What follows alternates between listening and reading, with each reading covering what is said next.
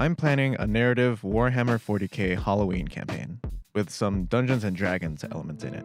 There's just one problem. I don't have any terrain. If I were to make this video just a few years ago, this would be about how I made a table of terrain for less than $100.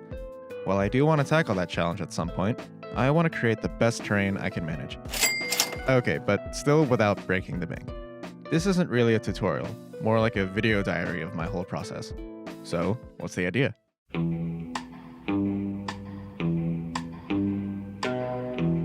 I'm thinking of a Dark Tide kind of mission, where 4 specialists are sent on a search and destroy mission in a once thriving town that has been ravaged by some evil force. Was it chaos? The local wildlife? Did something break out? Whatever the case, the town is in shambles now. Word hasn't been heard from anyone for a while, and it's up to the heroes to find out what happened. I'm thinking the town was once this. Now it's this. Here's the layout of the map. First is a woodland area, then some rubble that were once the town walls, then the destroyed town buildings themselves, then some disgusting swampy area, and who or whatever caused the destruction raised some fortifications as well. Alright, ideas in mind? Let's go shopping.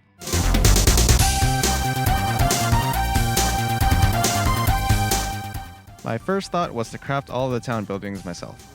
I went to the dollar store, got some stuff, got started on one building, hated it, then bought some of these 3D printed buildings on Etsy.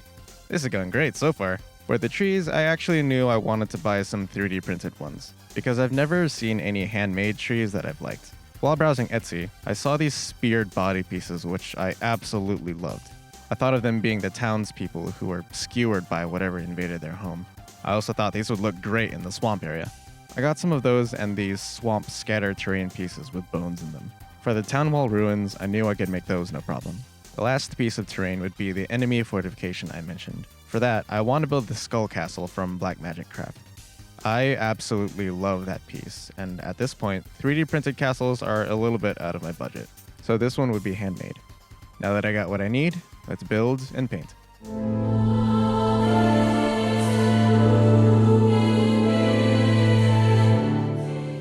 The first thing I did was build the town wall rubble.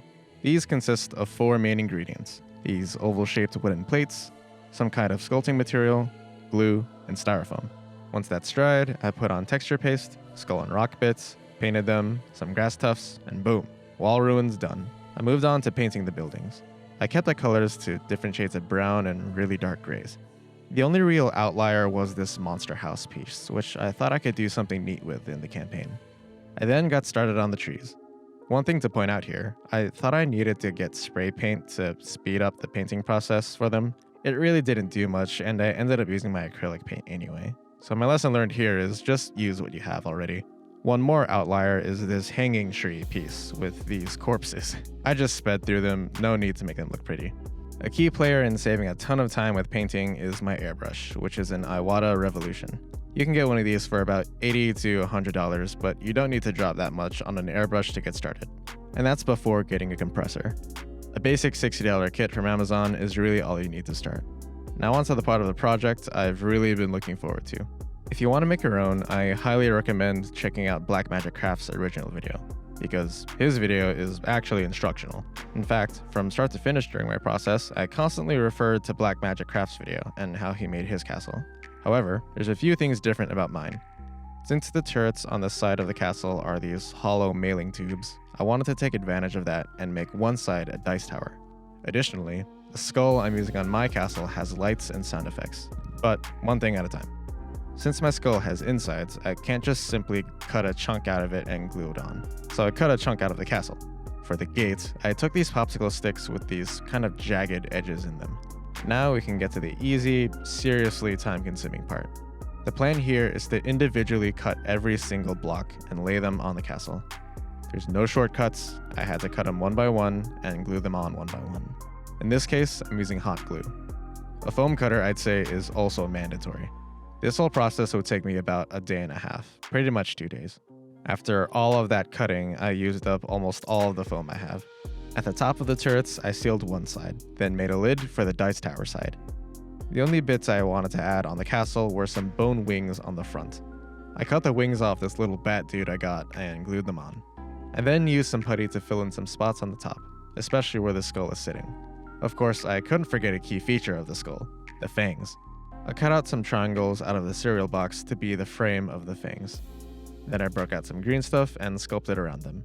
Using some sticky tack, I covered the eyes and nostrils where the light bulbs are to prep for the painting later. These Halloween skulls are made with a really cheap plastic and are usually pretty dirty. I cleaned it up with a wet rag, then slapped on Liquitex modeling paste to give it texture.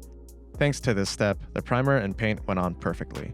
Back to the castle, I tried out this styrofoam primer, which actually works and doesn't melt anything.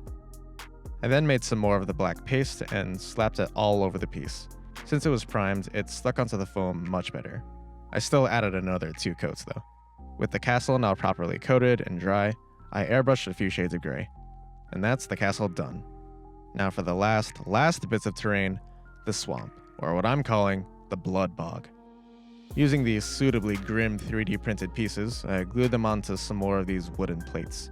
I also have these bigger pieces that would need a special base size just for them. Thankfully, I had this polystyrene sheet that I could cut up.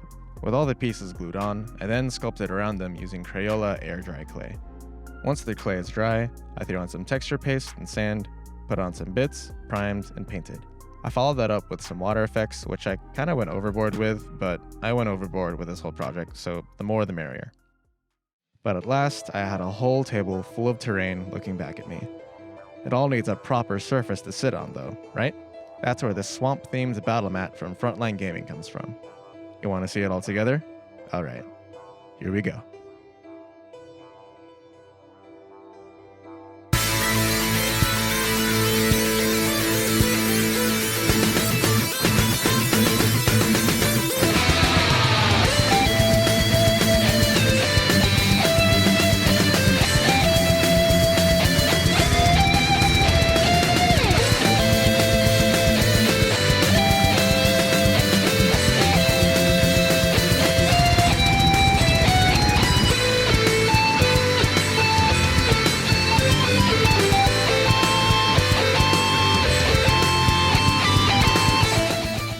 What an endeavor this was. Mostly the castle. I'm very pleased with how this map turned out, and I'm sure it'll be very immersive to play on. Some things I wish I did differently. I definitely could have put more effort into painting the terrain in general, but I had a slew of other things to get through.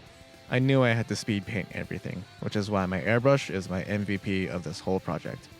I wish I had figured out a way to make the castle gate move, maybe take advantage of some little jewel box hinges. Also, maybe paint the inside of the castle before putting the blocks on. This would have made for less bare material underneath after painting. As for trying to make my own buildings, that's something I'll have to revisit later. I got a little too confident thinking I could just wing that whole process. Overall though, I love this board. It's perfectly grim, dark, and dingy. Everything matches. It perfectly suits my Great Pumpkin conversion too.